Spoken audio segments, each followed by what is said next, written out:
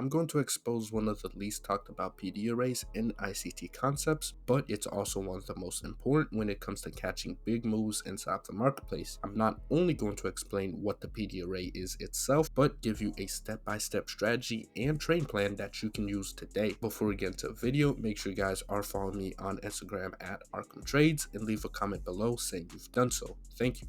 The concept that we're going to talk about is rejection blocks. This PD array has been mentioned before, but for some reason falls under deaf ears when it comes to the ICT and SMC community. And it was one of the concepts that I struggled with learning in the beginning of my trading journey because not too many people were talking about it. But through my own backtesting and studying, I have not only expanded my knowledge on the concept, but created an entire strategy for rejection blocks that I'll finally be sharing to you all. Before we get into the strategy itself, let's go over briefly what is a rejection block. A rejection block is an ICT PD array shown in these depictions here. As you can see on this left side of the chart, we have two candlesticks, a green and black candlestick. Do you see how the body is higher than the black candlestick, but the wick of the black candlestick is much higher than the wick of the green candlestick? That separation from the highest body to the highest wick, that separation right there is our rejection block. So we can anchor a rectangle from the highest body to the highest wick, and as price retraces back up into that level, that is a resistance level for the marketplace to find resistance and push lower, targeting opposing liquidity. And down here is a rejection block as well.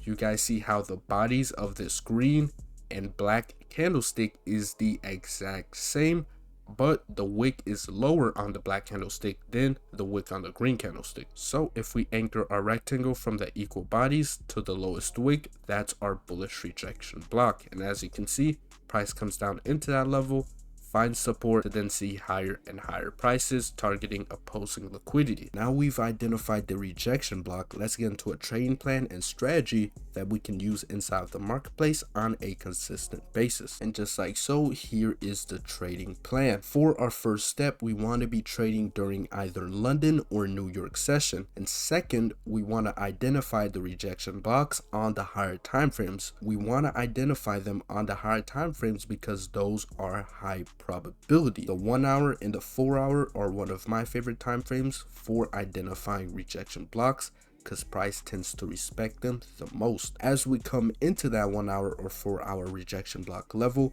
we then scale down to a lower time frame like the 15-minute and the 5-minute time frame, and then we anticipate a breaker structure on the lower time frame. Following that breaker structure, we want to anticipate a lower time frame entry. As we get into that lower time frame entry, we want to then be targeting opposing liquidity, aiming for at least a 2-to-1 R. And as you can see in these two examples, this is exactly how it looks like. This rejection block is on the 1 hour or 4 hour. On the 15-minute, we anticipate price to come up into this level. Price finds resistance inside of that level.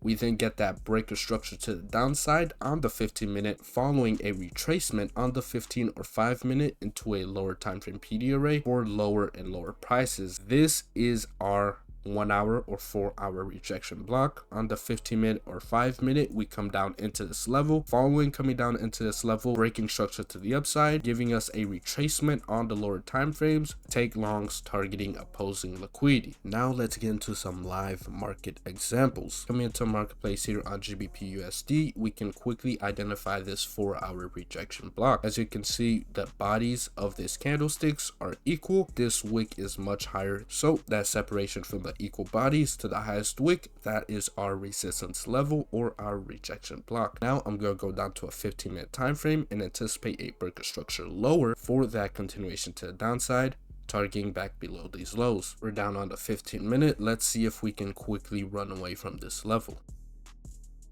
We reach up into that rejection block level.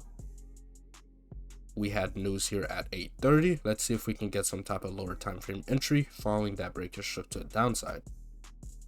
We created this bearish order block here. If we can see price come back up into this bearish order block, I'd love to take a short for that continuation lower. Putting our entry at the low of that bearish order block, stop loss just above the body, targeting back below these lows. Let's see what happens. Price comes up, tags us in. and then TP gets hit. Very solid. Coming into a marketplace here on GBP JPY, you can see the separation from the highest body here to the highest wick. That separation is our rejection block. So as the marketplace reaches up into this level, it should act as a resistance for lower prices inside of the marketplace, targeting below these lows. Now I'm going to go down to a 15-minute time frame and anticipate a breaker stress to the downside, giving us an entry. Now we're down on the 15-minute time frame. Let's see how we react as we come up into this level. We reach up into that rejection block and we quickly run away from it, breaking below this low. As you can see, high, low, higher high. This is a bearish breaker. So as the marketplace is inside this level, I want to put my stop loss just above these highs, targeting back below these lows for a 2-to-1 R. And let's see what happens. Price gives a retracement and take profit eventually gets hit. As you can see here, inside of that 1 hour rejection block, we created a 15-minute rejection block. This is called a nested PD array. A higher time frame PD array, which was this 1 hour rejection block, then created this 15-minute rejection block. We give that retracement into that 15-minute rejection block, could not break above it.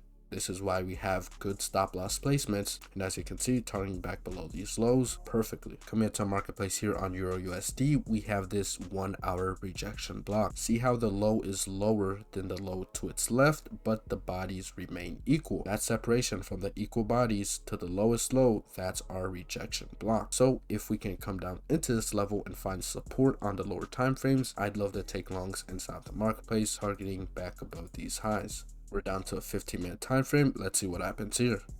Price taps into that rejection block level. We then get that push higher.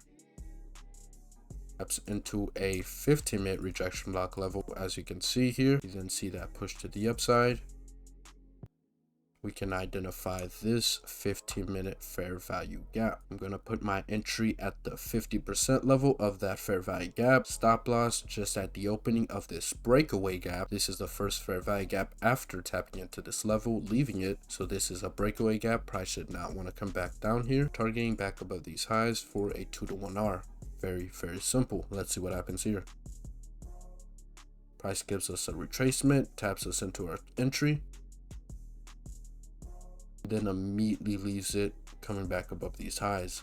Very simple. That's gonna be it for the video. I hope you guys learned a lot. I want you guys to go out there and implement all the concepts taught today and hopefully find success in your trading journey. I'm Arkham. Be safe. I have released my private mentorship where I give daily lessons on technical analysis, fundamental analysis, psychology, risk management, as well as live trading and much more for your trading success.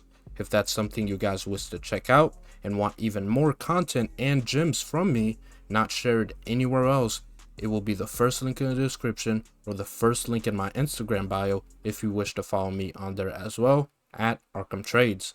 Thank you for watching.